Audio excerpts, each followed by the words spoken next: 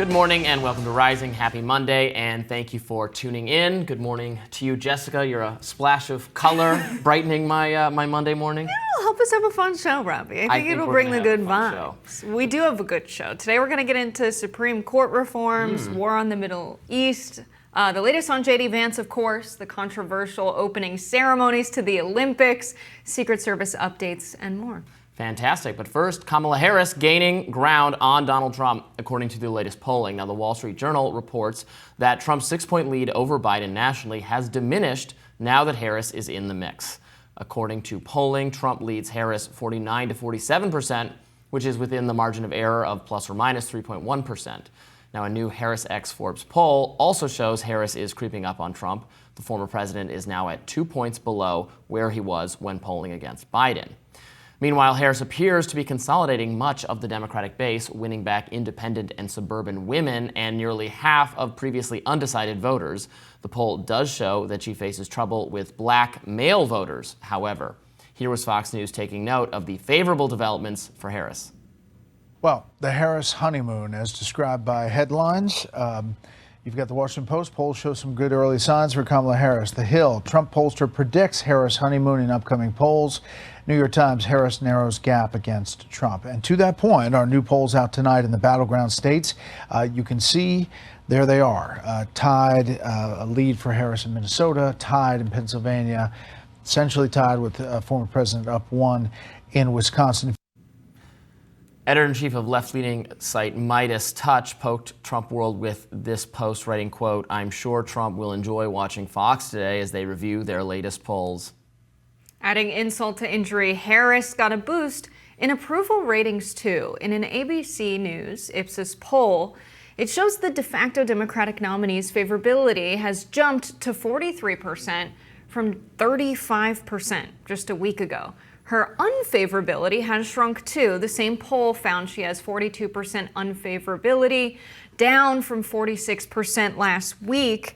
Now, Trump's favorability has dropped significantly according to this ABC Ipsos poll. It's down 16 points. What do you credit that to, Robbie? I mean, it's one thing to have a new candidate that's very exciting, have a boost in favorability, but that drop is significant and worth paying attention to as well.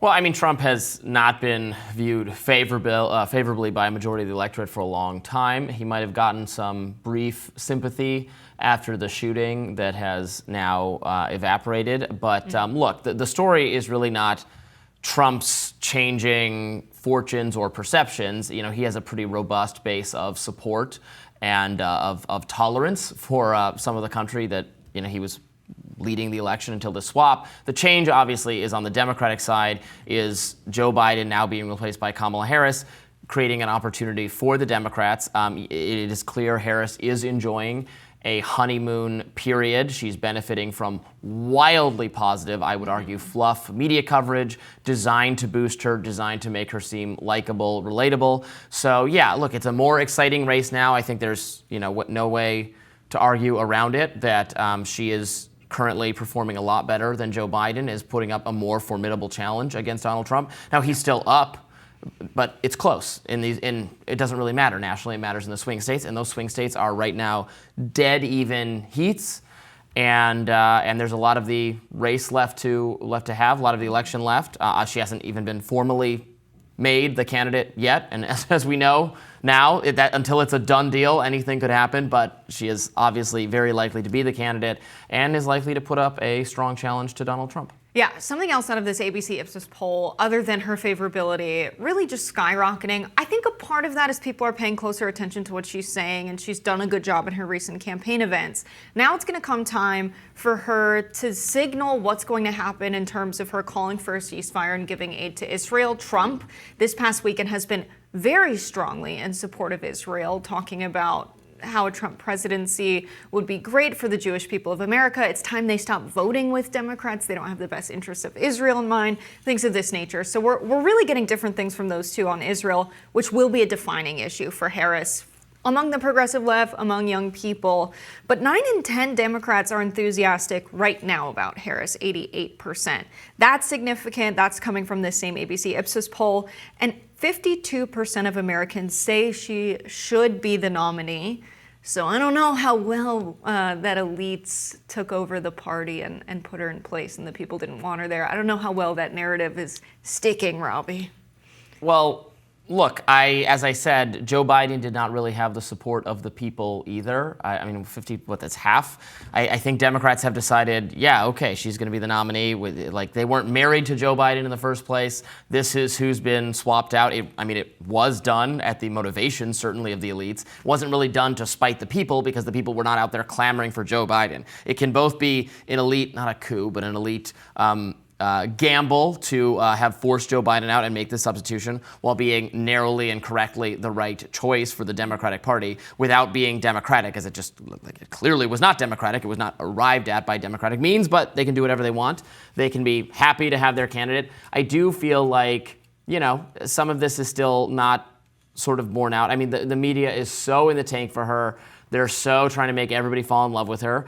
But, so far it's working. Now, I don't think Republicans have quite figured out their line of attack on her yet, or the conservative media, or the ad spending. That's going to take some time. They might be holding off because, they've joked, like, we're not going to schedule a debate until we know who the actual candidate is. So let's have that be a done deal, sealed, signed, delivered, et cetera, and then they're going to ramp up to high gear. So I predict this is going to be the high point for her favorability.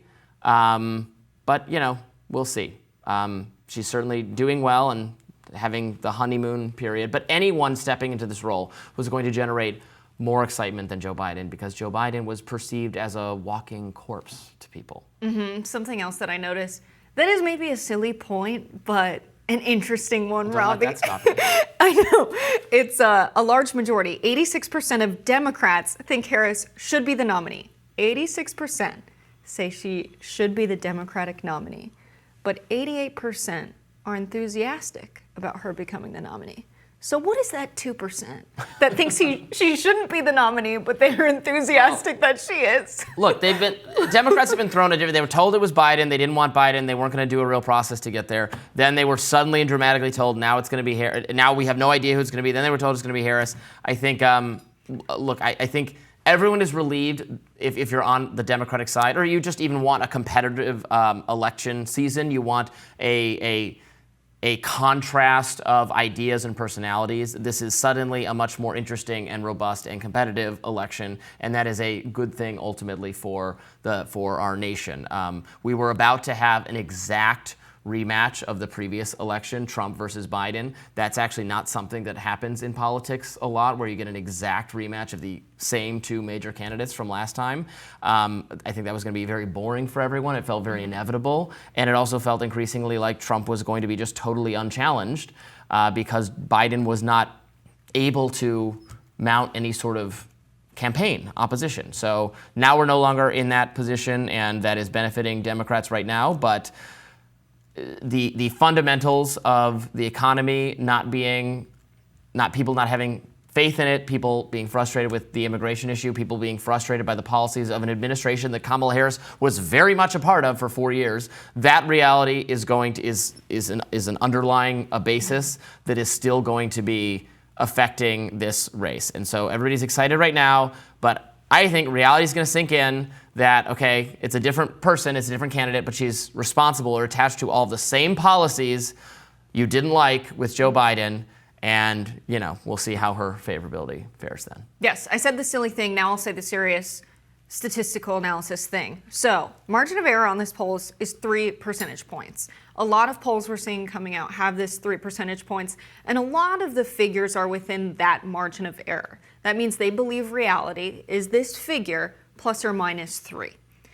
They're 95% confident of this. What does that mean? That means there's a chance that there's some outliers. They're assessing, if we were to do this over and over again, we think this captures reality 95% of the time with the way the study is designed. There's about 2.5% on either end of outliers where it could be outside of this 3-point margin.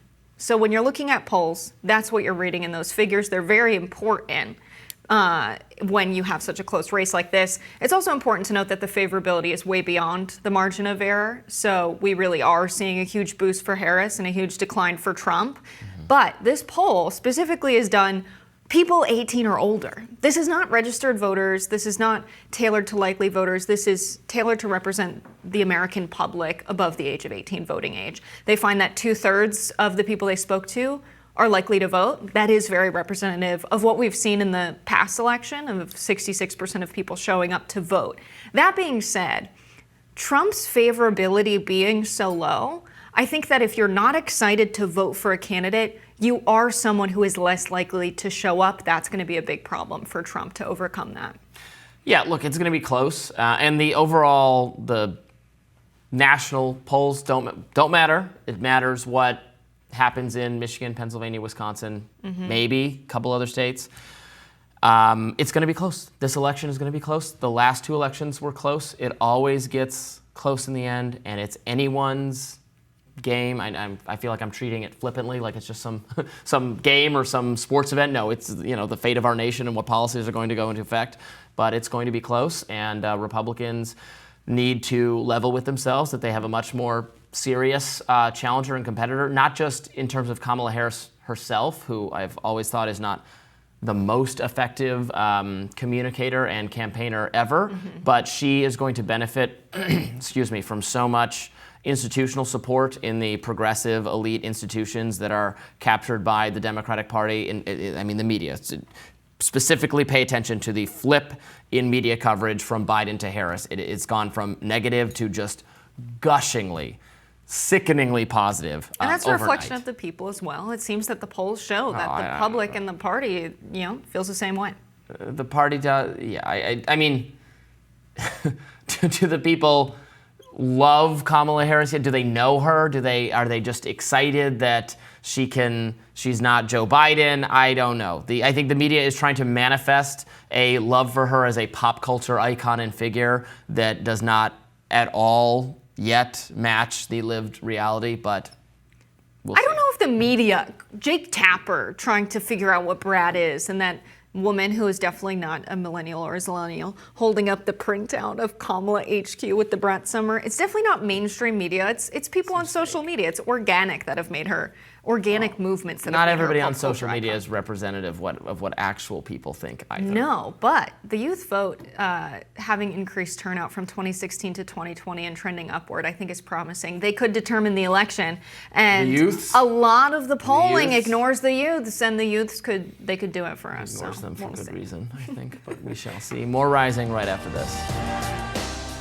President Biden is expected to lay out plans to overhaul the Supreme Court today. He has supposedly been working behind the scenes for months with constitutional lawyers. Now, it's widely expected that Biden will propose two major revisions. First, an end to lifetime appointments. He will propose 18-year terms instead, in a rolling system where presidents appoint a new judge every 2 years.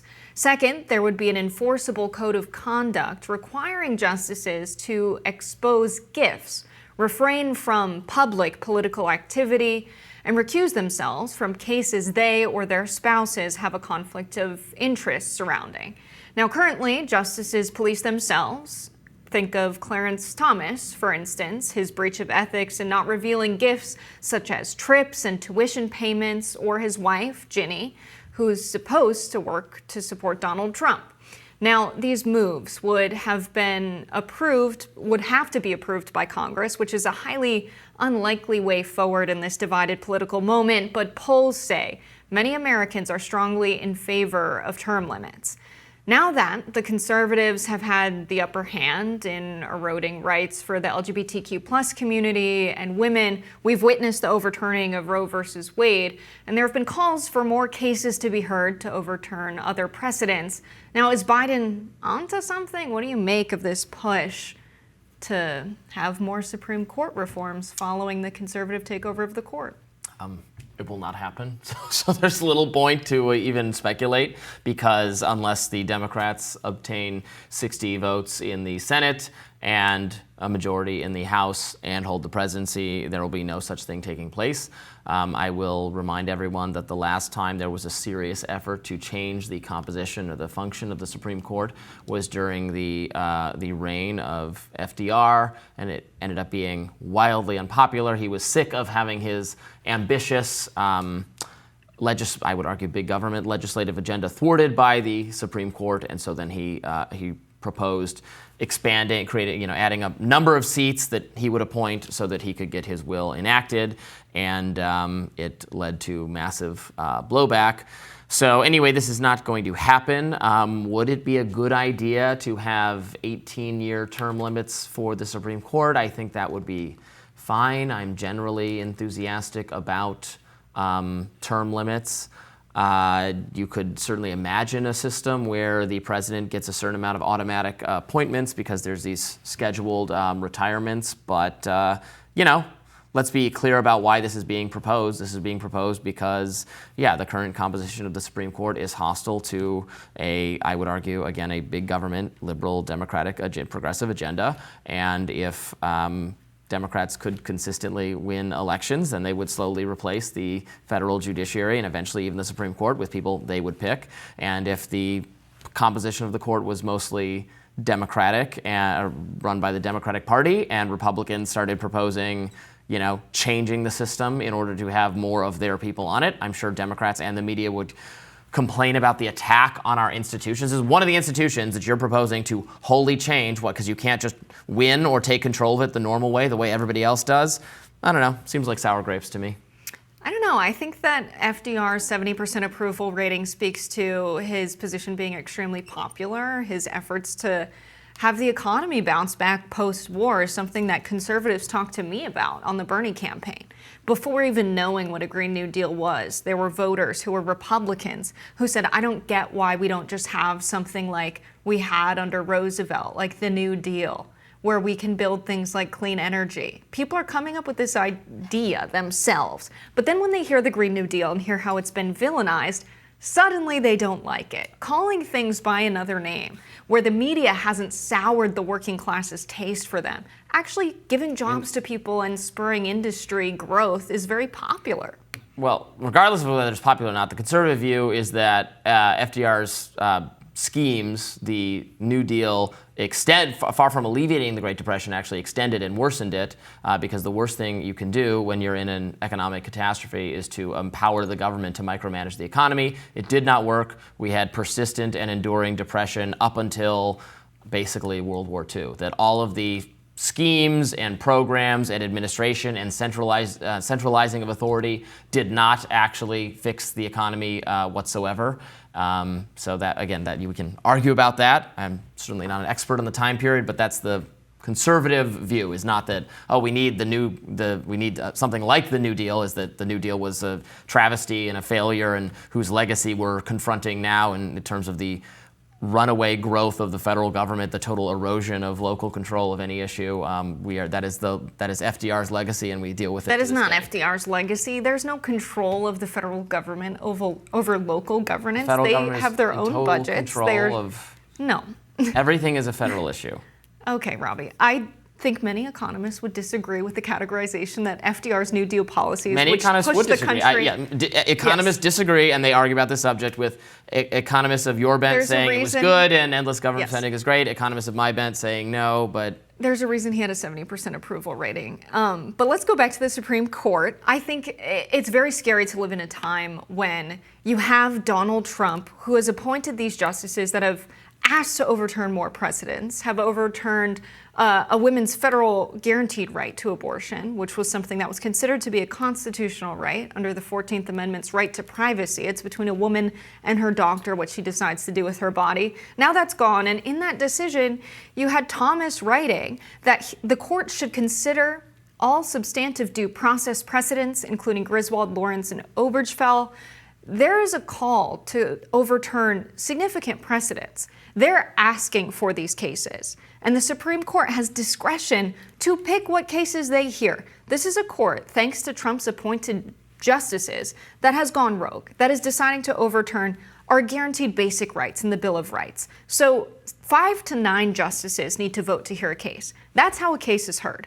They have over 7,000 cases before them that they could pick from, and 3 to 4 legal clerks that are typically people fresh out of law school are the ones reading these cases and deciding which cases the court will hear. There's not like some official process, so they can just take their pick. That is the official process. What you described as the official process. I mean, it's always. But it doesn't. It's not like the courts are guaranteed to hear certain cases where there's a constitutional question. Correct. Legal clerks get to take their pick. If they're not hearing it, then the lower court decision stands. But this is not like a process that's outlined in the Constitution for how this should happen. It's largely one that came out of a void of that decision-making process, just being, let's hear amicus curiae briefs, let's decide what cases we want to hear out of 7,000. That's way too many cases.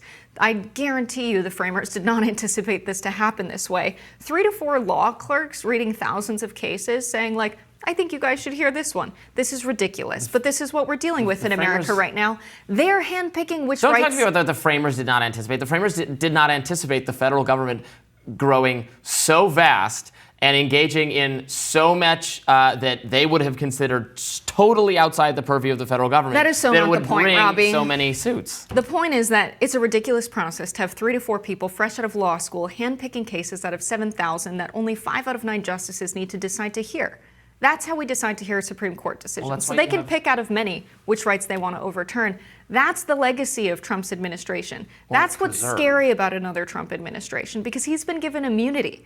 And as Sotomayor wrote in her dissent, he could have a group of people just decide to assassinate his political opponents. And if it's an official act, he has legal immunity. We believe no one's above the law. And this court deciding in that way, I think, is what contributed to Trump's approval rating being so low. People are afraid of having a king in America. That's a caricature of what he said. They said that he has immunity for official acts. Now, I was troubled by the decision, by the way. I was not a supporter of the decision.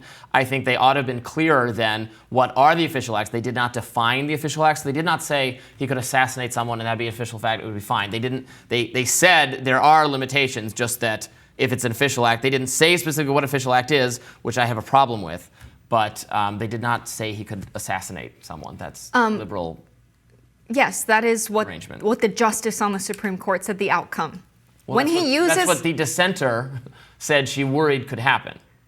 That is what she says the impact of this would be. A sitting Supreme Court justice said this. When he uses his official powers in any way under the majority's reasoning, he will now be insulated from criminal prosecution. Orders the Navy SEAL Team 6 to assassinate a political rival, immune. Organizes a military coup to hold on to power, immune. Right, takes a bribe in exchange for a pardon, immune. That was her opinion in the minority decision. The majority decision did not say he could assassinate someone and that would be an official act. This is what she said the impact of the majority justice's decision is. Well, that's right. It's just her prediction. It's her opinion. It's not. This is a sitting Supreme Court justice saying what the impact of a decision will be, Robbie. Yeah. That's to be taken seriously. I think it is. And I think that's what people are afraid of. But it's different than the Supreme Court. I think that's why his favorability is so low. I think that's why Biden could gain a lot of popularity for pushing reforms. Why should someone serve for life until they're near death? The reality is, in order to get these reforms through, the Democrats would need to win elections massively all over the country.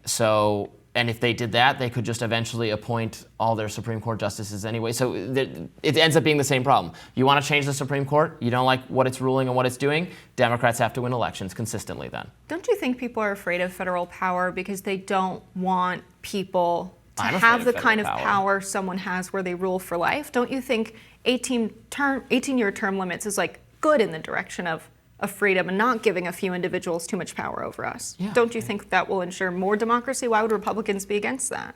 I didn't say that I was against it. I said why do you think term Republicans limits would are be? Why would we need a supermajority for this to be popular?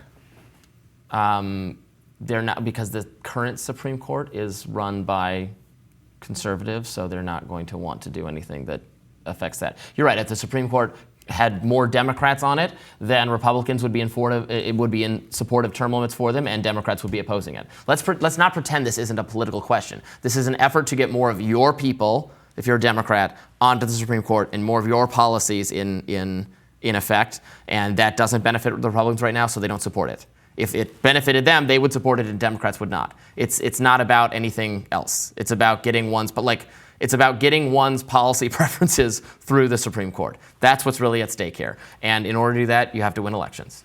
So, yes, right? 18-year term limits. I mean, yeah, I'm fine with that. Yeah. Okay. Why do you think Republicans would be against that? I just said it because they don't. But their they guys don't would want be in for the 18 current. years. They don't want the current. Well, I don't know. Kavanaugh and So they intentionally John chose Roberts young people. and yeah, absolutely they did. Of course they did. But don't They're you think being it matters strategic someone's in order wisdom to and maximize? experience? Yeah, but there's a lot of qualified people here. They're trying to maximize the time that people who are going to make decisions that they want are going to spend on the Supreme Court. Amy Coney Barrett, very young. Brett Kavanaugh, very young. Neil Gorsuch, very young.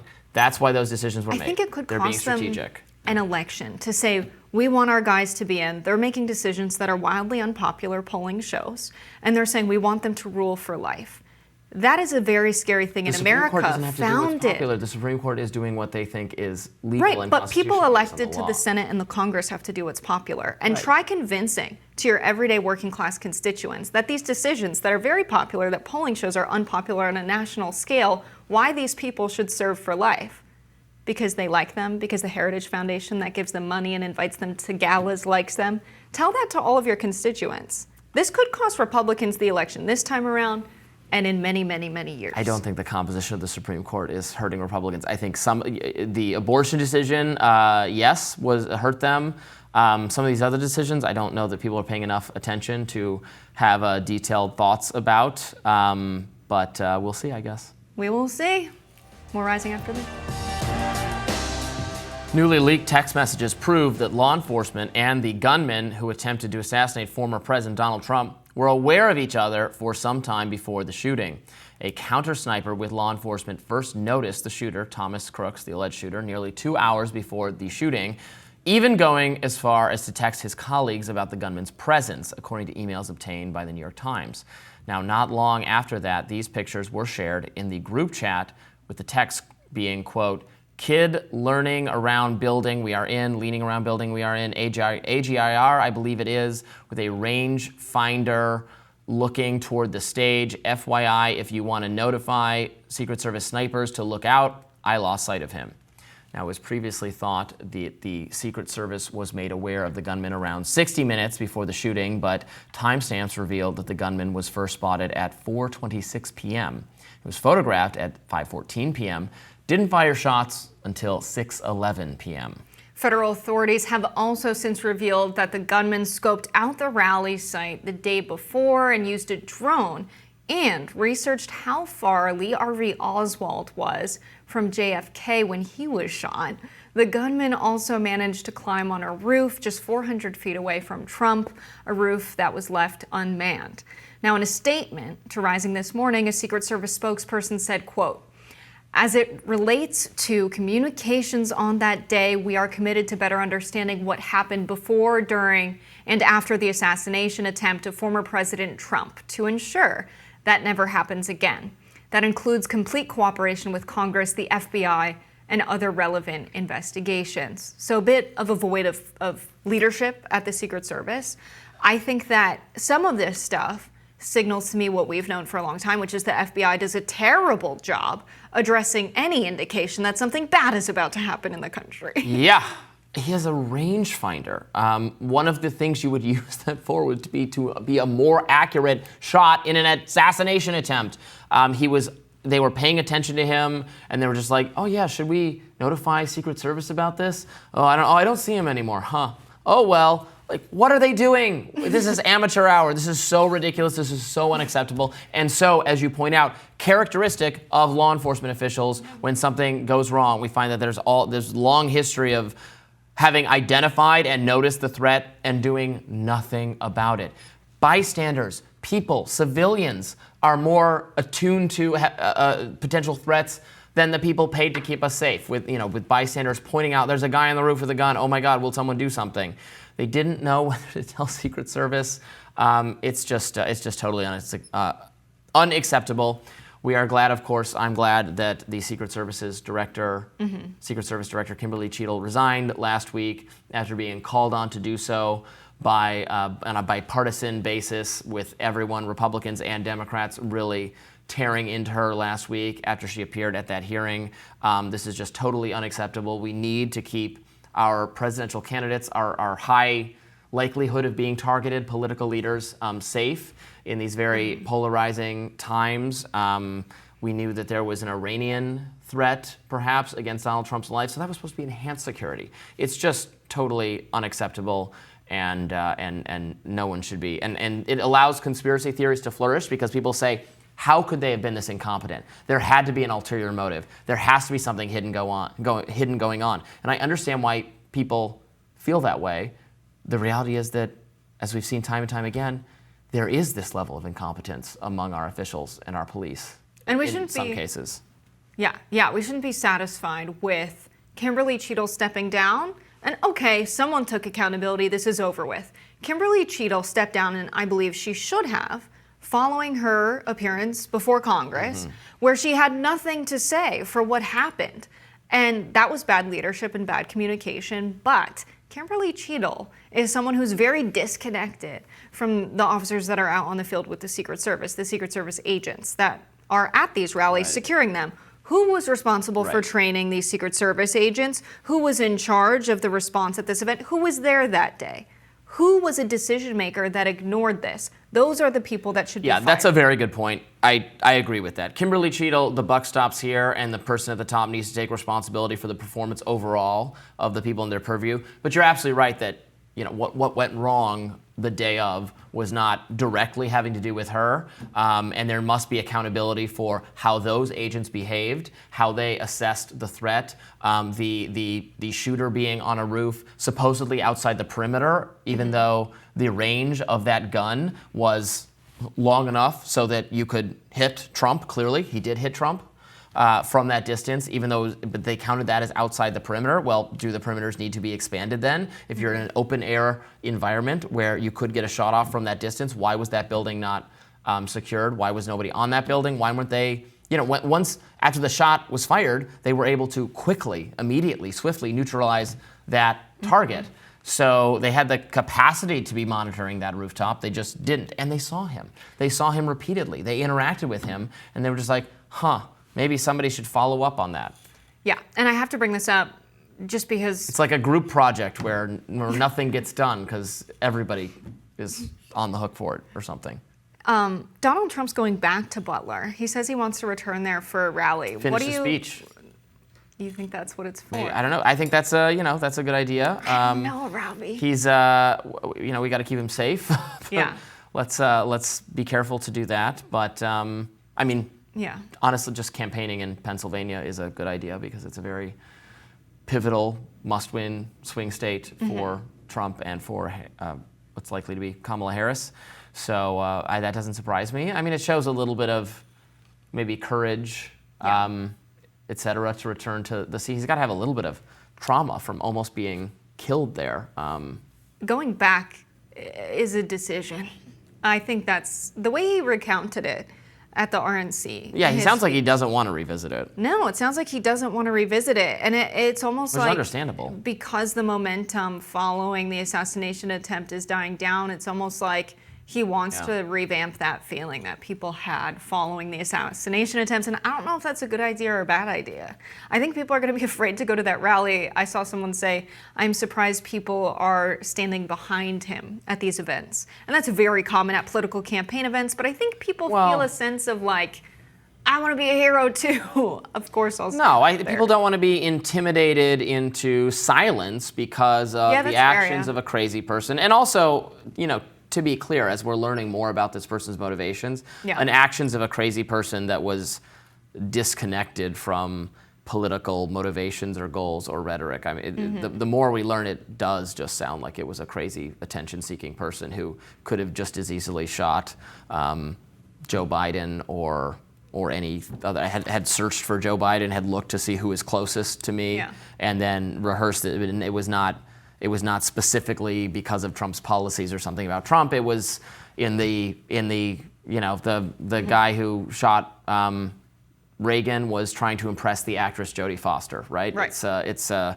was not politically motivated. It's also one of those things, yeah, when I read this tweet, I was like, well, it's not like it's more likely to happen again if it's happened once. It's actually less likely. The security is probably going to be 10 times stronger there. Well, it certainly better be. I would not rule anything out in terms of the level of incompetence on display, but it absolutely should be much, much more robust security for Donald Trump, for Harris, for RFK Jr., and for anyone else who is a likely potential target. You gave up on Biden already, Robbie. He obviously should have protection too. Everyone needs, we can't have people just being blown away in this country. More Rising right after this. We will continue to follow any developments with Secret Service investigations. Stay tuned. JD Vance's Rocky debut continues, and not Rocky like Rocky Balboa. It's not going well. He doubled down on his now infamous cat lady comment on Megyn Kelly's SiriusXM radio show. Let's listen. Obviously, it was a sarcastic comment. I've got nothing against cats. I've got nothing against dogs. I've got one dog at home, and I love him, Megyn. But look, this is not, people are focusing so much on the sarcasm and not on the substance of what I actually said. And the substance of what I said, Megyn, I'm sorry, it's true. It is true that we become anti-family. It is true that the left has become anti-child. It is simply true. Now, Kelly brought up liberal host Joy-Ann Reid's suggestion that Vance only values white stay-at-home moms. This was his response. It's just so disgusting, Megyn. And look, I love my wife so much. I love her because she's who she is. Obviously, she's not a white person, and we've been attacked by some white supremacists over that. But I love Usha. She's such a good mom. She's such a brilliant lawyer, and I'm so proud of her. But yes, her experience has given me some perspective in the way in which it's really hard for working families in this country. Backlash over Vance's repeated missteps is not cooling. Comedian Chelsea Handler had some words for him. Let's watch. Listen up, you wingnut elegy. This country is still controlled by men in systems that were set up by men that are carefully crafted to continue to benefit men. So to put it in women-hating terms, you'll understand you're being hysterical. She didn't stop there. Let's watch some more. There's no correlation between childless people and the presidency. For example, our very first United States president, Mr. George Washington, didn't have children. In fact, he had 2 stepchildren. That's right. Just like someone else I know. And to your point about Kamala not being fit because she's not a mother, I'd like to remind you that no president in the history of the United States has ever been a mother. So Vance seems to have stuck his foot in his mouth one too many times. Senate Majority Leader Chuck Schumer suggested Trump might want to rethink having Vance as his VP pick and replace him. Here he is on Face the Nation. Let's watch. I think Donald Trump, I know him, and he's probably sitting and watching the TV, and every day Vance, it comes out Vance has done something more extreme, more weird, more erratic. Now the president has about 10 days before the Ohio ballot is locked in, and he has a choice. Does he keep Vance on the ticket, where he already has a whole lot of baggage? He's probably going to be more baggage over the weeks because we'll hear more things about him, or does he pick someone new? It's his choice. I do think it's interesting that every day we're getting some more JD Vance lore, but I don't see it as stuff that could end his political career. It's a lot of the stuff that he was picked for. Is it going to go well for Republicans? Maybe not. But I think I will say Trump knew who he was picking when he picked JD Vance. He wanted someone who could speak to working class people, and JD Vance ticks that box. I don't think the Republicans care too much about what Chuck Schumer thinks? No, about pissing off women. I think they knew that their policies would alienate a lot of the female vote. But what I think they didn't anticipate is this shift we're seeing among suburban women who were formerly for Trump that now favor Harris. They don't care about pissing off Chelsea Handler, and nor do I. If I have to, in fact, listen to her for 5 more seconds, I'm going to end up voting for Trump by the end of this. That is exactly the person, the ideology that Vance-ism is against. It's not against women. And I'm saying this as someone who's not even a particular fan of J.D. Vance, but oh my God, what he's saying is that childless cat lady-ism, again, that's nothing against people who don't have children or about cats, but about the idea that public policy should serve liberal shrill elites like Chelsea Handler. The Vance view is that public policy should be reoriented to serve working people and families, to be pro-family, to make it easier to raise a family in this country. You can disagree with those. I will actually disagree with probably some of those policy pronouncements. Probably there'll be policies in there that you would like that I would not. But it's not about his flippant, sarcastic comment, as he said, about what a childless cat lady is not really the point. The point is being missed. He's going to lose. Republicans are going to lose affluent, single, white ladies by a large margin. That is not a path to electoral victory. That's not what Republicans are pursuing. They are pursuing family-oriented people. They're pursuing, which include many immigrants and minority voters who are not necessarily in love with Biden or Kamala Harris, who actually tend to have larger families and be more religious and be more socially conservative, actually, than the white liberal elites who have been in this country forever. That's the new Republican Party, and it's still kind of taking shape. But no one cares on the conservative side, at least, that Chelsea Handler's, the Chuck Schumer. What is Chuck Schumer's input to do with anything?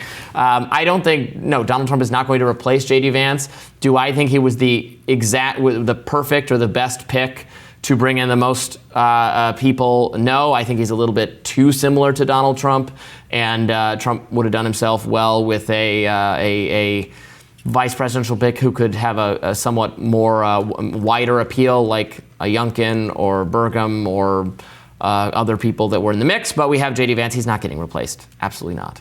Now, Trump has depended on white women, affluent white women. That's like a huge reason why he won in 2016 and 2020. Maybe not Chelsea Handler, but affluent suburban white women is a huge voting bloc for Trump.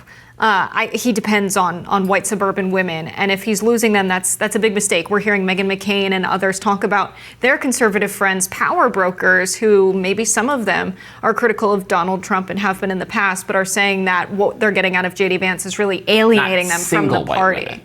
You're right. Affluent married white women, still Republican voters. Single white women are not. They don't poll for that. What poll shows who is married? I've never seen that in the data. Oh, they poll for that, yeah. Okay. Yes. They don't. They poll for everything.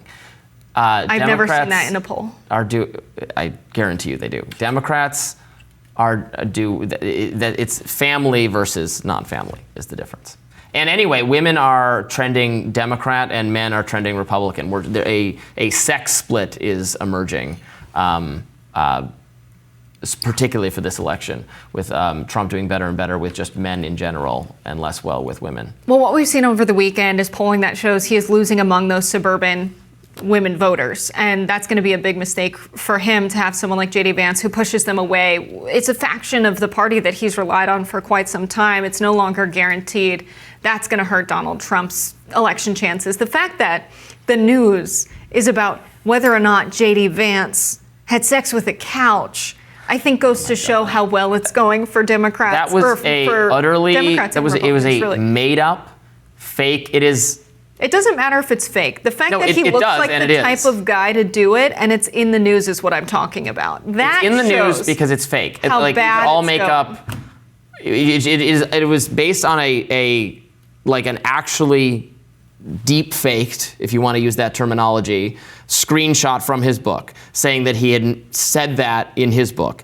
That it does not say that in the book. It was a falsely construed screenshot and then was shared by a AP headline, I believe. Again, that was false. It's just false. It's just based on nothing. So, for all the freak out we usually get when there's misinformation out there from mainstream reporters, I find it interesting that instead they're all having a chuckle about this one rather than complaining about, oh, look at the capacity for wrong information to spread on social media. When it's about a Republican, it's just funny. When it's about Democrats, it's examples of everything that's wrong with social media and wrong with how dumb and gullible conservatives are, or old people are, or whatever. When it happens to Republican, it's just funny. No, I think it's because it's about him having sex with the couch more than anything. Because there's misinformation that could cause people to make decisions that are bad for their health or endanger them in some way or cause them to vote in a direction against their self-interest. There's all kinds of misinformation that's dangerous. It's not hurting anyone except for his election chances, but there's something at the heart of this, which is it's inspired people to read his old blog, The Ruminations of J.D. Hamlet, when he was a young student. And people are finding all sorts of things about his past. There's currently a photo trending of him on social media wearing a Communist Party shirt. We're not sure if that's real or not. I guess Vance having all of this stuff out from him being a younger person who had an internet presence and an online footprint. We're really seeing what that means for vetting a presidential candidate. And it's going hilariously, I will say, as someone who is against the uniparty altogether and doesn't like politicians. It's just a real good time to watch this happen to someone like J.D. Vance, who sold out to venture capitalists as a working class person. I think it's nice to be able to vet someone who has a internet track record which suggests that that person is under the age of 90. So how nice. Thank God. What a refreshing change. We have a blog to read now. More Rising right after this. One scene out of the 4-hour Paris Olympic opening ceremonies has the right fuming.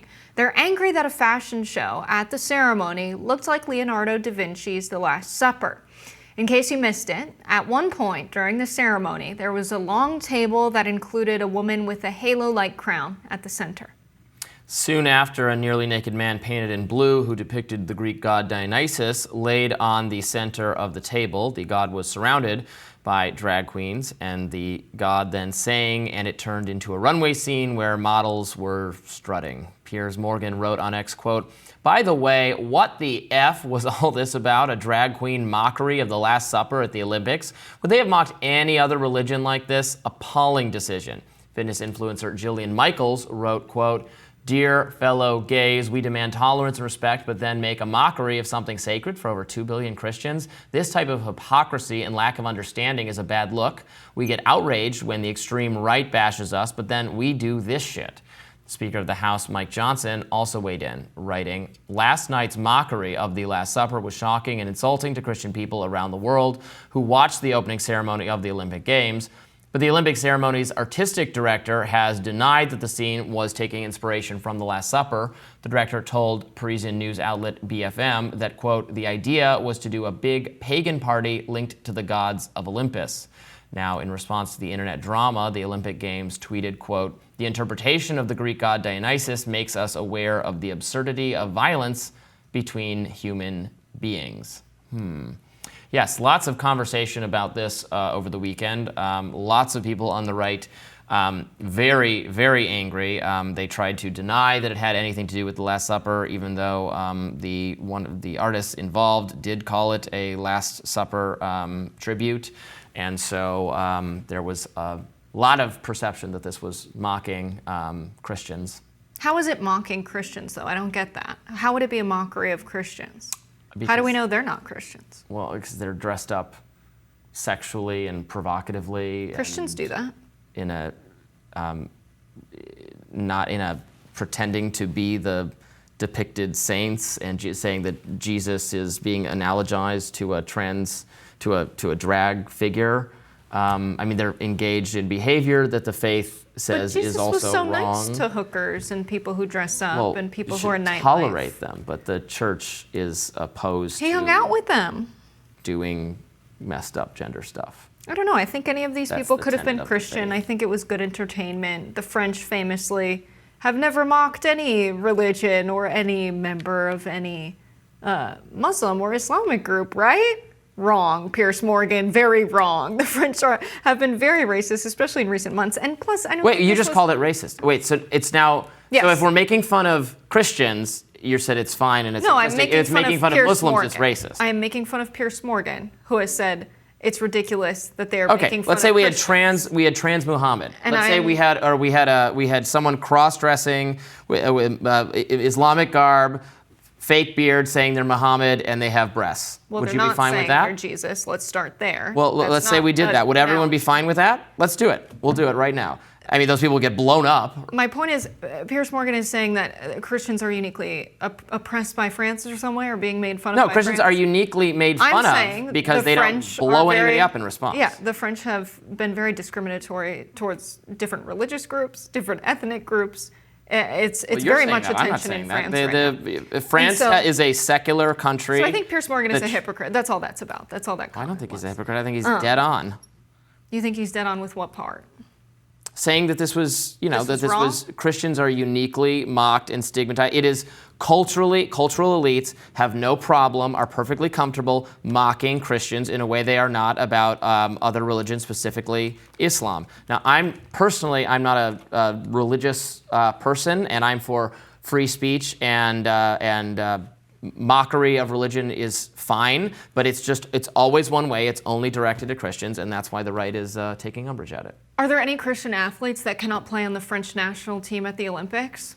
Because there are women who are barred from being on the football team, the basketball team, the judo team, the boxing team, the volleyball, and the badminton team because they wear a hijab. What's more discriminatory? You said that France has an anti-religious kind of attitude in their country. Do I agree with that? Absolutely not. I would certainly let people participate for that reason. Do you think it's if silly we were in Piers America, Morgan's? Yes, because we have the First Amendment. Do you think it's silly Piers Morgan's more upset about that You Last can Supper be upset about than multiple upset things. about I don't this? know. Is he not upset about that? Did he say that was a good thing and that's the way it should be? Well, that certainly wasn't the conversation of the right over the weekend, or the focus of the right over the weekend. That hasn't been the focus of the right actually at all. So if you really care about freedom of expression and freedom of religion and these fundamental freedoms... We only care, nobody can be upset that they got mocked and made fun of and that elites hate them and stigmatize their values and or make fun of their faith because also somewhere else a Muslim was denied rights that I think they should have. Yes, I think should have those rights too. But the left only cares when there's something about them. No, it's precisely that it's about Christians looking at a fashion show. This is why religious freedom is important, because it was why I support religious freedom and want to let individuals, businesses, communities practice their faith in America however they see fit. And no one has the freedom to make fun of them? No, they have the freedom, and they do enjoy the freedom, and they take advantage of the freedom because they mock, again, mostly just Christians. They do it all the time. That's fine. They have the freedom to do that. No one's calling for them to be jailed for blasphemy as they would be in an Islamic country. Here's the thing. A lot of these drag queens very well could have been brought up in a Christian household, and they could very much. There are countries where they throw you off the building for doing this kind of thing, counter to the religion. It's not America, it's not France, but go ahead. They very much could have grown up in a Christian faith where they were discriminated against. They could have been Americans. I don't know the nationality of the drag queens that participated in this, but let's not forget that the Supreme Court did promise to take away fundamental freedoms for gay people in the United States. Yes, for drag queens included. So Clarence Thomas called for the due process precedents. Taking away for drag queens. Okay, Robbie. They called for due process precedents for Griswold. What is that? The law requiring counseling and medical treatment, violating a woman's right to privacy. So they're trying to force women to have counseling and medical treatment. That's a totally different thing. Then you have Obergefell, or whatever you pronounce it, which is about same-sex marriage. They want to take that away. They want to overturn that. Who's they right now?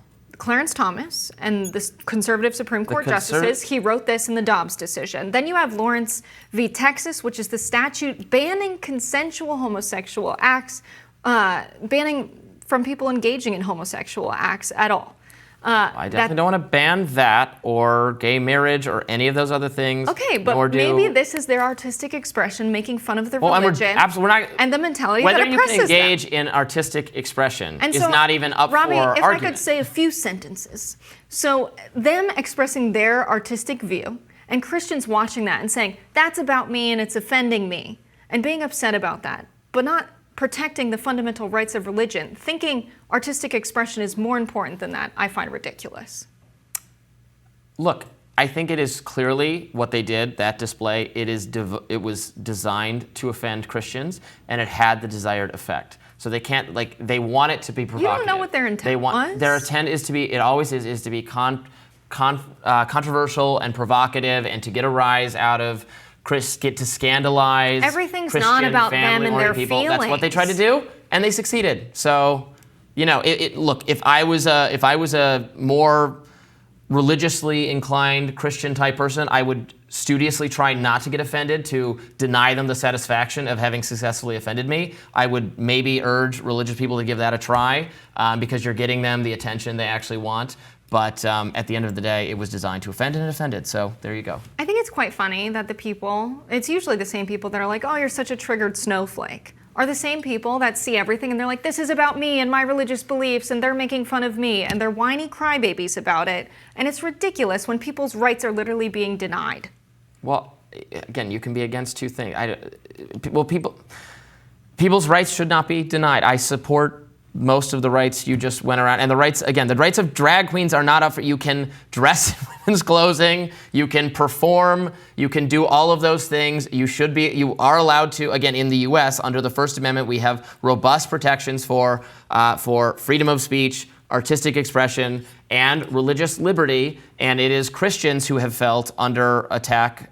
This is, again, the attitude of the right, that their ability to practice their faith and have schools organized the way they want to be has been the thing under attack. But I support everyone having the rights you mentioned. But then I don't get why you're upset at Piers Morgan, or why you agree with Piers Morgan. I don't get why you agree with him if you're someone that believes in the freedom of expression and speech, but you're upset that these people are having this artistic expression. You can agree that they have the right to do it, and still be upset about it? Well, I'm not upset. But I don't Piers care. is upset, and you said you agree with his statement. I understand why Christian people are offended, and I, like Piers, get a little perturbed by the fact that it always seems to be directed that way. There's the mockery of Islam is not culturally condoned in the way that mockery of Christianity is in elite progressive art circles. That is the statement I would make. I think that's what Piers Morgan was getting at. I think there are very many people who mock the religions they grew up in if they felt them to be oppressive, and if that's what we're seeing in Christianity. Right. Well, the people who mock Christianity get celebrated. The people who mock Islam get killed if they're in the Islamic countries. But this wasn't a mockery of Christianity. Different standards. It was a celebration of Christianity, I would say. Okay. All right.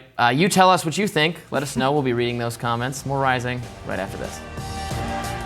Elon Musk's estranged transgender daughter is speaking out against her dad. For context, in a recent interview with Jordan Peterson, Musk said he had been tricked into approving gender-affirming care for his child, then said, quote, "My son is dead, killed by the woke mind virus." Musk said that experience led him to his mission to, quote, "destroy the woke mind virus." After the interview, Musk wrote on his platform, quote, "Xavier was born gay and slightly autistic, two attributes that contribute to gender dysphoria. I knew that from when he was about 4 years old, and he would pick out clothes for me to wear like a jacket and tell me it was fabulous, as well as his love of musicals and theater, but he was not a girl." Elon's daughter, Vivian Wilson, responded to Musk on Threads, writing, quote, "This is entirely fake. Like, literally none of this ever happened, ever. I don't even know where he got this from. My best guess is that he went to the Milo Yiannopoulos School of Gay Stereotypes, just picked some at random and said, good enough. In a last-ditch attempt to garner sympathy points when he's so obviously in the wrong, even in his own effing story." She also denied loving theater when she was 4 or picking out outfits for him, and said she has never regretted transitioning. In a separate Threads post, Wilson wrote, quote, "He doesn't know what I was like as a child because he quite simply wasn't there. And in the little time that he was, I was relentlessly harassed for my femininity and queerness." She also poked fun of Musk's Peterson interview, writing, "I look pretty good for a dead B-word." What a strong response from a girl in her early 20s, 22, I believe is Vivian's age. Scrapping with your dad, who's a very public figure, and making such strong statements gives me hope for the youths. To stand in who you are like that's really nice. That's what I like to see. Yeah, I mean, this whole situation just kind of gets at why I'm a libertarian. I don't care. I want to be left alone. There's nothing about other people's, other families' interpersonal family drama or difficulty that I'm like, oh yeah, I want to hear more about this. I think that's sad that they don't have a good relationship. I think it's sad for Elon that he feels like he lost something, that he feels like he lost a son, and they don't have a good relationship. Obviously, I understand it from her perspective. She thinks he's totally wrong in what he's saying, and I am glad that she doesn't regret getting whatever treatment she got and is happier, and that's good. I want people to make whatever decisions for their lives or their bodies that are best for them, as long as they don't affect other people. The idea that I would know, or society would know, or the government would know, or someone else would know what is best for you, more so than you, is totally anathema to everything I think. So, oh well. Their dispute is, and again, I never like when, again, personal family drama gets spilled all over the internet. Although, to be clear, Elon brought it up. Elon said this, volunteered this in an interview, and made factual claims about what his relationship with his child was. So if the child has every right to then speak up and say that's not true, or that's not the way it was. Right, and Vivian Wilson never made a decision to be a public figure. Her father's statements and this interview with Jordan Peterson really launched her into the spotlight at 22. And I think it's shocking. I mean, the last time I looked this up, it said 11. Now it's saying he has 12 children with 3 women. Maybe he had another one since you looked it up. Maybe he had another one since I looked it up, or the 11 was counting Vivian as dead. Who knows? Elon Musk and Nick Cannon are going to be the 2 people who rescue the human race from low fertility. Jesus. It's a lot of kids. And I think that's what's going on here with Elon Musk saying Vivian had a love of theater when she was 4 years old, because she recounts and says, well, my twin brother had a love of Hamilton in like 8th or 9th grade and wouldn't stop playing this stuff. But I think it speaks to, if Elon wasn't around, how awful is it that your father's only presence in your life is making commentary like this and forcing you to be a public figure? But a lot about this statement, I think, speaks to the fact that, she says, as for if I'm a woman, sure, whatever you want to say, I'm legally recognized as a woman in the state of California, and I don't concern myself with the opinions of those who are below me.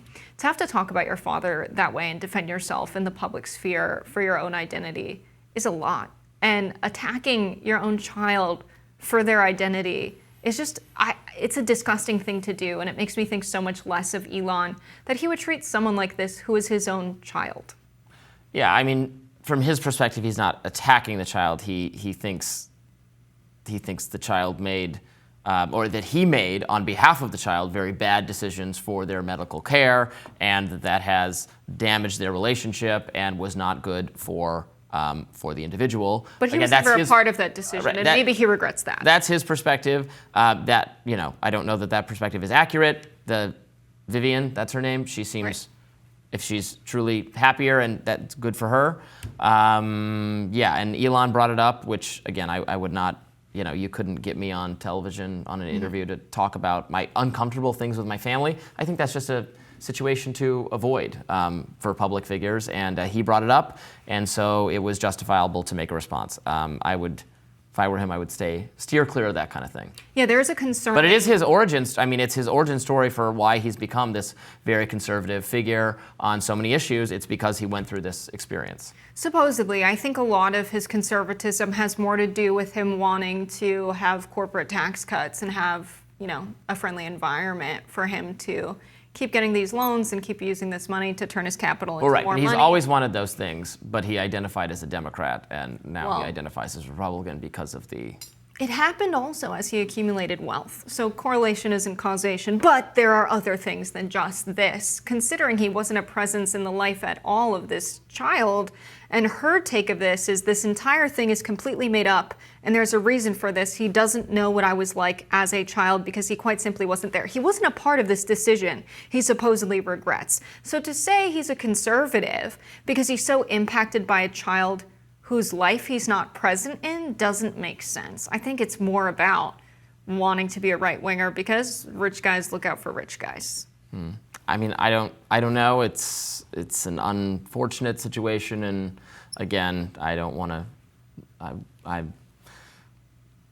it's not fun that we have to all know about the dysfunction in this family, but he volunteered that information. I mean, I think it's his. No, it has he's gotten.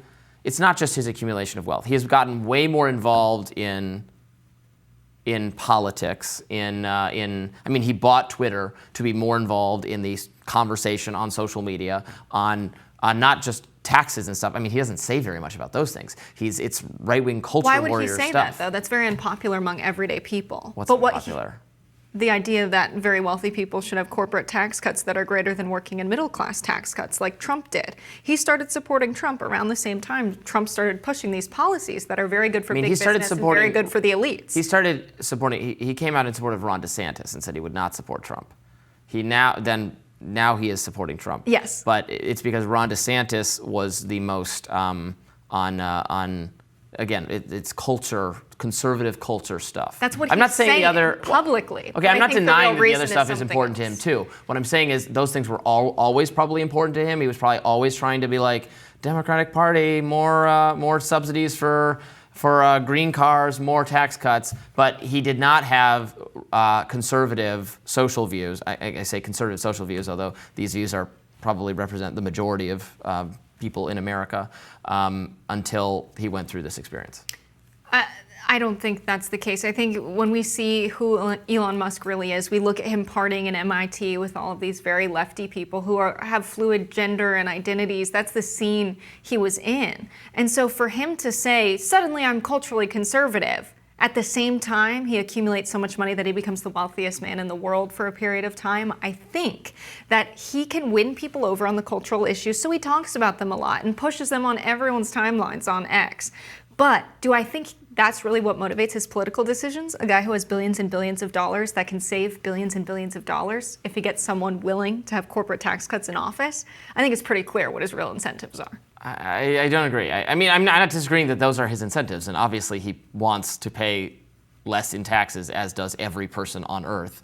But what is motivating to a large degree is, I mean, it's not only about taxes and the economy and everything else. It's about a culture and a society and the values that people have. And he had a very he had a personal experience with what he would describe as the excesses of this gender identity movement, not just beyond being gender fluid in college or wearing different clothes, that's all surface level, not permanent biological changes or any of that kind of thing. He's talking about medical interventions for children that he was radicalized by.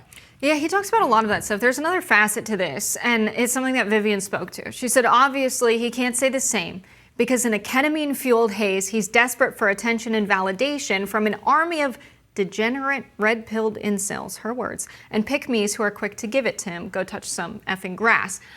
I think it's interesting. Ketamine, do not recommend. Yeah, it's for horses.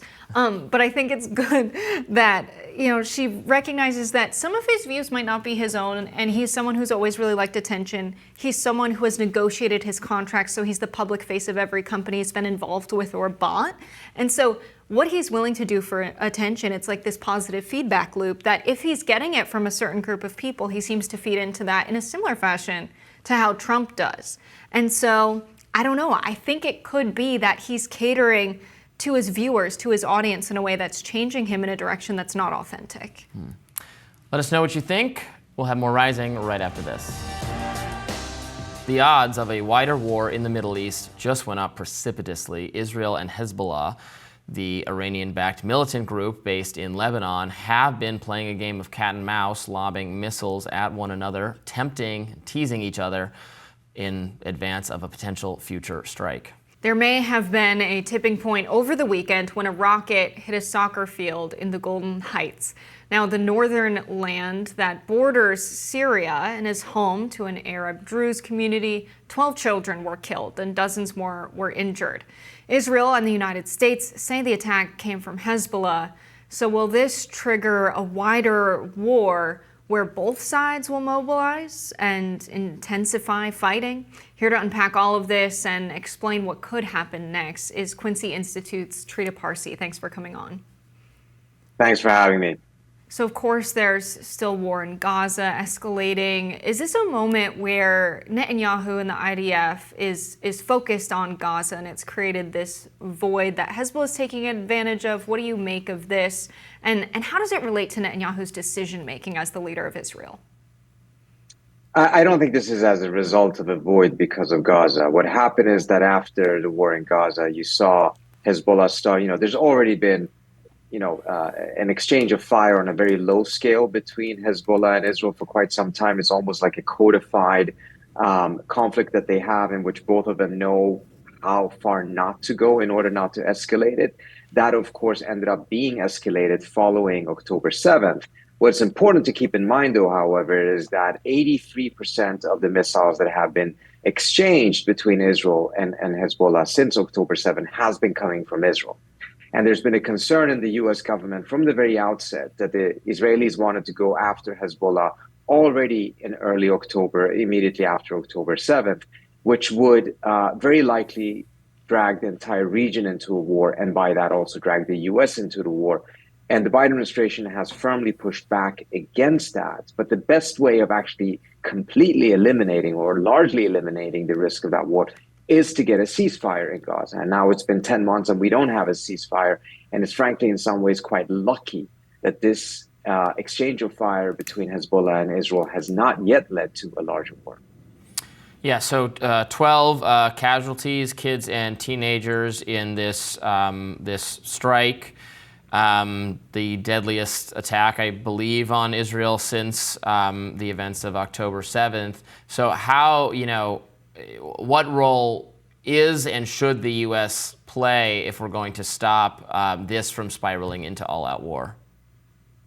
Well, first, we have to be clear, though, that it's not entirely clear whether this was a Hezbollah attack or whether it was a malfunctioning Iron Dome missile that hit.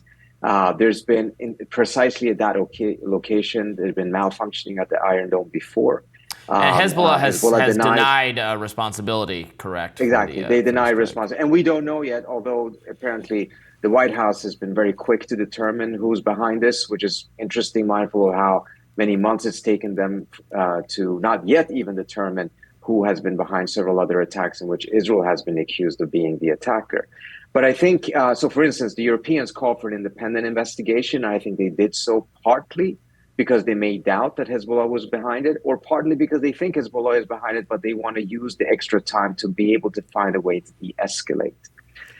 So you asked what the U.S. should do. Well, I think the Biden administration is actually privately behind the scenes putting pressure on Israel not to take this too far, precisely because of the fear that this will lead into the Iranians getting into the war. And if the Iranians get into the war, the U.S. is going to feel very compelled, just as it was after October 7th, to strongly support Israel, potentially even getting involved in the war.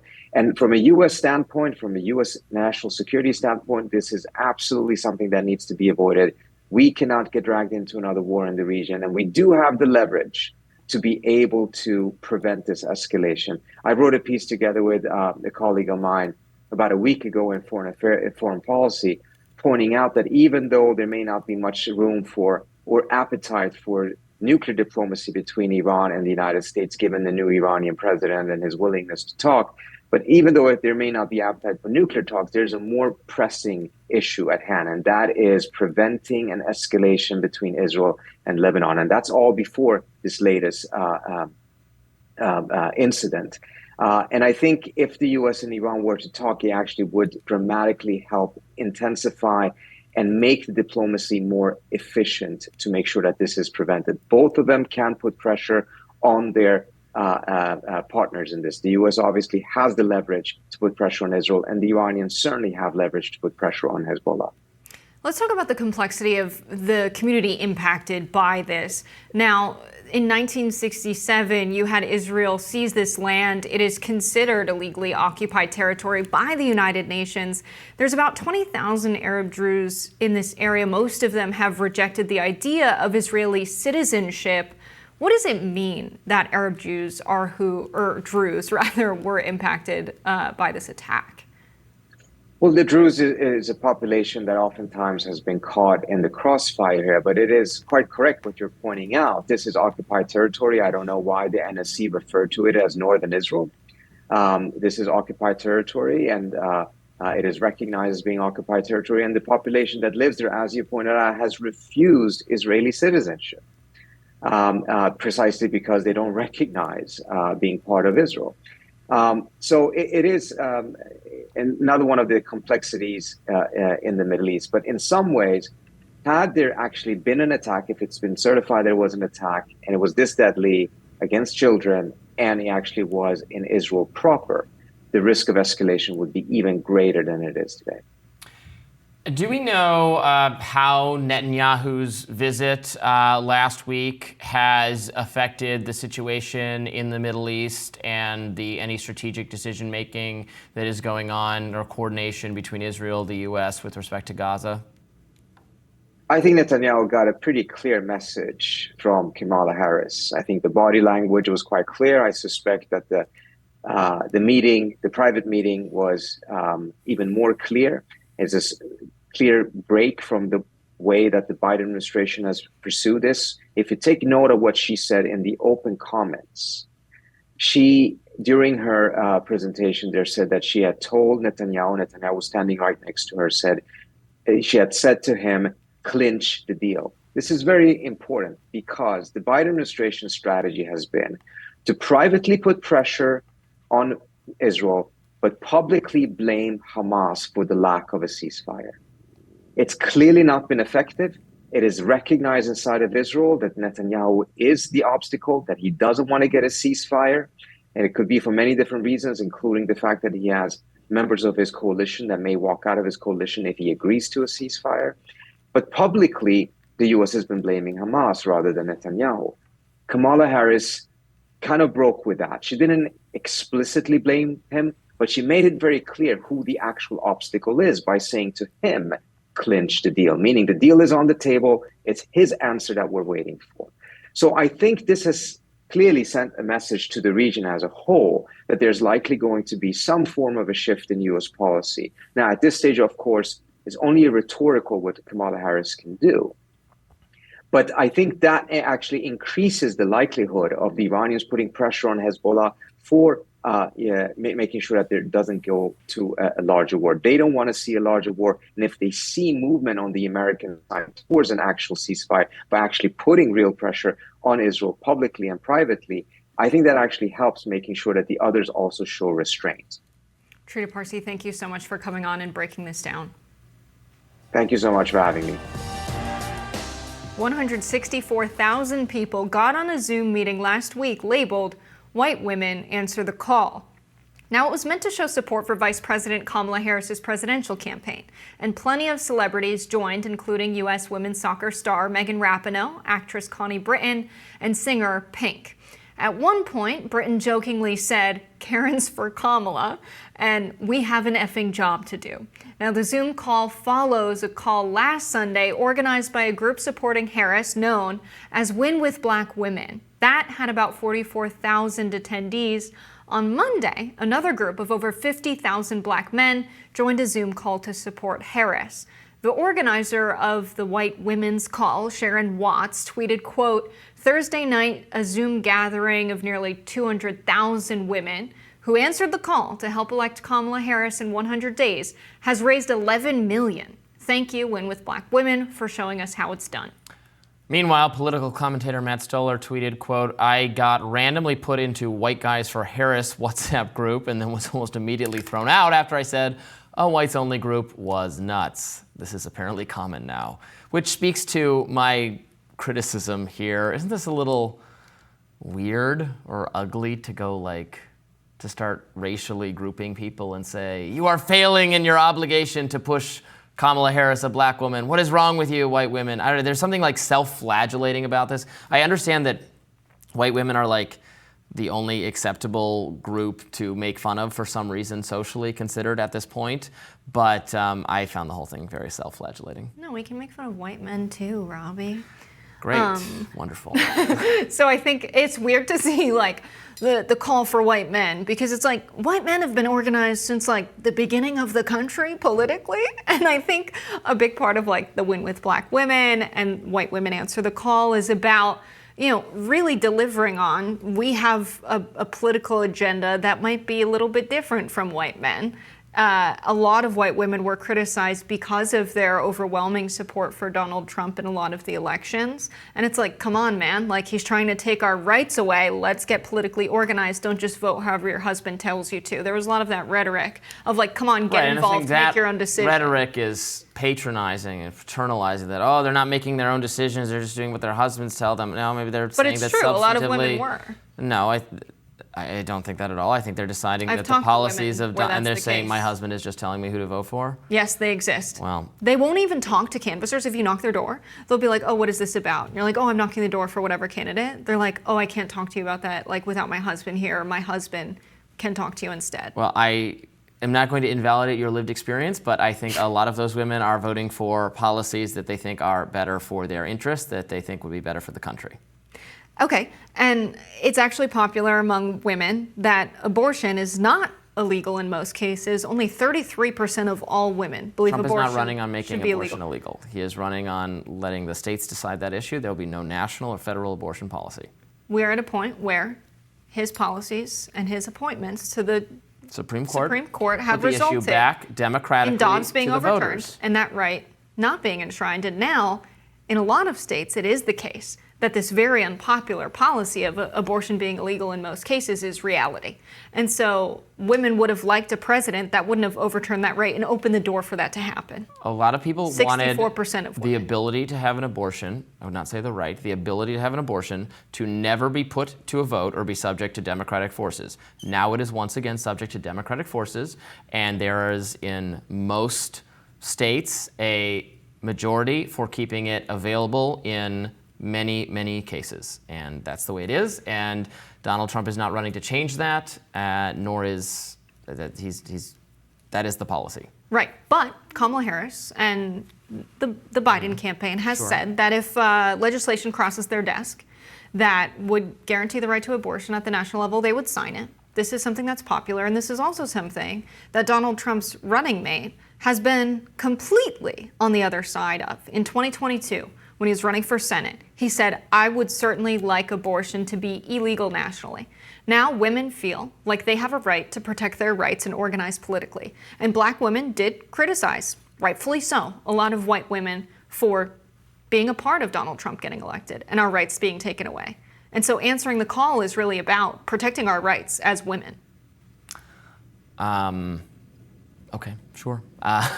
I think it's about what policies are best for everyone in the country. I don't think this appeal to racial, white women have to help out black women. It's not about race. Trump is not running on race. None of this is about race. It's about what substantive policies we want. I mean, and again, people on the other side of the abortion issue say, well, you can say it's a right all you want, but they view it as a life being taken. You can have a right to your own affairs however you see fit, but you can't harm another person. And their view is that the entity is an individual, is something that also has rights. And so your right to have an abortion does not supersede someone else's right to be alive, to be born, and that's their view. There's also race is a factor because black women specifically have a more difficult time receiving quality healthcare and receiving healthcare in the country. And so women standing idly by who are white while women's rights are being taken away, the communities that will be hit the hardest are minority communities, so it's about that as well. And so when it comes to organizing politically, because we live in a country where systemic racism is a reality, people feel an obligation to be organized, sometimes across race, sometimes in your racial community, sometimes with people where it's like, hey, let's talk about what's happening in our country. Do we live in a country where there's systemic racism? Yes. I don't know about that. You're not sure if we live in a country with systemic racism, Rob? Well, we don't have racism. We used to have systemic racism, and then we... And we cured it? We ended systemically racist policies. We still have racist people. But there are people who are racist here. It's not unique to America. People are racist in every part of the world. Actually, attitudes towards race are far more tolerant in the United States than they are in many European countries, to say nothing of everywhere else. The bar's in hell by that standard, Robbie. We eliminated, it is illegal to discriminate based on race. It is, race has been taken out of our policies and our legal system, and that's a good thing. So we are not, I would not say we're a systemically racist country, no. I would say we've been systemically racist in the past, or we've had racially discriminatory or worse, racial violence as part of the society. And we have largely moved past that, and we've achieved a great thing. And I think it's knocking our progress a little bit to say that we're systemically racist now. Okay, so the percent of black Americans in the general U.S. population is about 13%. Sure. The percent of black people in prison or jail is okay, 37%. There are still racial disparities in our society. Yes, of course. Black people are more likely to be in jail, they're more likely to be poor, they're more likely to suffer violence. How do they get in jail? Because they're more likely to live in places where there is more crime. Where there's more police. And so... Well, there's more, that's a chicken and egg. There's more police there because there's more crime there. Well, the data shows that police disproportionately engage with black Americans. But not out of proportion to the amount of crime in areas where there are black Americans. There's no data on crime independent of policing. All of our data on crime comes from police reporting crime. It's not a crime unless you get in trouble with an officer for it. People do illegal things all the time and don't get caught by a police officer, but the crime still happens. Okay, but the violent crime and property theft are more common in areas where the average income is lower, and those are areas that are disproportionately minority, and so there's more crime there. Why is that the case, Robbie? No, because of the legacy of the policies. I'm not saying there. Again, I'm not saying there's no racial disparity or there's no. But we got rid of the policies. You said systemic racism. We got rid of the system of racism. We still have racism, and we're still dealing with the consequences of it. But we have corrected the policies. We have to correct the impact as well. So it's still systemic racism if the system does not correct the impact. So we had slavery, chattel slavery in the United States for many, many years. There are still people in Mississippi who have a high concentration of wealth. And that is because it's been passed down for generations, and it's wealth made off of the free labor of slaves. We see all kinds of income disparities because the system allows these people to keep that wealth. Unless we correct the distribution of wealth, there will always be systemic racism in the United States. So people can't achieve wealth unless it's given to them by someone else? That seems to be the case for a lot of wealthy people in Mississippi who have been given wealth off of the free labor of the There's no way for people to improve their situation enslaved. or their standing in our country without the government confiscating wealth from someone else and giving it to them? It's not confiscating wealth. The wealth was then we would just have a different on the system of inequality. The wealth was confiscated from the black people who did the labor to produce it by the white elites in the South. Well, anything that belongs to someone else should be returned to them. So yeah. I don't so have any problem with reparations, that. Robbie, that's great. So I think systemic For racism people who descended from slave, the reparations conversation is about rewarding all people of one race. Now, if you can demonstrate that you specifically were, or your descendants to some kind of inheritance situation had property stolen from you, then yes, it should be returned at some point. Good. Although there's got to be a statute of limitations to that eventually, because we're all on somebody else's land, and we all have somebody going back a million years, and we all descend from the same amoeba if we go back far enough. So there has to be some end to this. But no, the reparations is about awarding everyone based on skin color some kind of boon. That I utterly oppose. Yeah, I think there are some people who define systemic racism as any structure of government or power that is inherently racist. So police over-policing black neighborhoods, many people call that systemic racism. But that's not inherently racist. It's not inherent. There's more policing there because there's more violence and crime. That has to be fixed, but it's not inherent to the policing system. There are some racist police officers, there are some racist firefighters, there are some racist teachers, there are racist people in every facet of society. But the disproportionate harm in policing is because of the actual reality of what is happening in the areas that are disproportionately, not exclusively, but disproportionately African American. There is a reason that crime correlates with poverty, right? Right. And there's a reason that poverty correlates with people of color. Right. But the overpolicing we're seeing is very dramatic. And we see even in the same neighborhoods, you call it overpolicing. people who are black are You call it stopped more. overpolicing. You ask people in those neighborhoods, they say they want better police services. They don't say they don't want no police. No police is to stigmatize the group we were talking about at the beginning is a white, liberal, progressive elite But we're desire. not debating It's getting not rid the of the desire that police right now, anybody Robbie. in the communities want. They want better policing. That's not what we're talking They about. feel under-policed. That's not at all what we're talking about. We're talking about police officers who have a racial bias who stop black people in the same neighborhood This more is a than they stop fantasy. white Again, this people. is a progressive elite It fantasy. is demonstrated in the data. And so when we talk about Because systemic racism, there is more and we reason talk to about the stop police, people we in these talk about how the communities. police is an institution that came out of slave patrols. Yes, That's if not you true. rely on prior It's not policing true. data, It's utterly untrue. that's literally what the history shows if you follow the institution that's of what the- policing. that's what the made-up not Nicole to say Hannah there Jones can't be history people says. who are It's not good true. police officers who want to change this, but when we talk about systemic racism, we talk about people being denied a job because they have a name that is the name that people would associate with someone who is black or African American. Alex Chang. That's the person who gets denied the position because there's, again, of the affirmative action policies that liberal elites support. Who's Alex Chang, Robbie? An Asian person. Okay. So I think we can all agree that there are racial stereotypes that often dictate how people make No, I'm not decisions. saying, no, that's not a stereotype. That's a reality of people in elite education. Those are the people that are denied positions. And if this impacts them in the criminal justice system and the economic system, I would identify that as systemic racism, but we're going to have to leave this one here. We've got more rising after this, or more rising tomorrow? We've got more rising tomorrow. That's the end of our show for today. Thank you so much for tuning in. Always a fun and spirited debate, and we're just kicking off the week, so lots to come. Tune Yes. Lots more to come. Be sure to like, share, and subscribe so you never miss any content. And for those of you who like to listen while you're on the go, we are available wherever you get your podcasts. in. See you tomorrow. Bye, y'all.